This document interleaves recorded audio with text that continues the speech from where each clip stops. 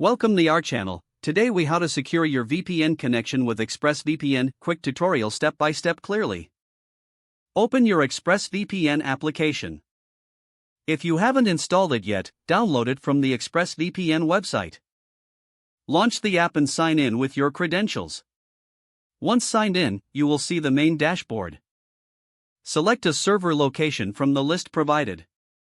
For optimal security, choose a server that is geographically close to you.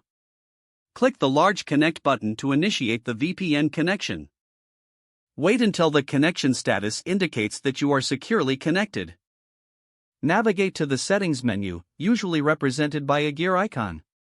In the settings, enable the Network Lock feature for added security. Ensure the split tunneling option is configured to protect your desired apps. Check your protocol settings and opt for the more secure options like OpenVPN. Make sure to enable the kill switch feature to prevent data leaks. Review your privacy settings to ensure they align with your security needs. Exit the settings and return to the main dashboard. Run a leak test to ensure your connection is secure. You can use online services to verify no IP or DNS leaks are present. Make sure your VPN is always active whenever you go online.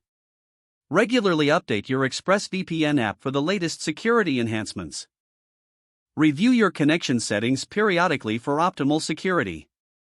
If the page does not load, refresh the browser or try again in a private or incognito window. Make sure you are using the correct email address, then retype it carefully to avoid small typos.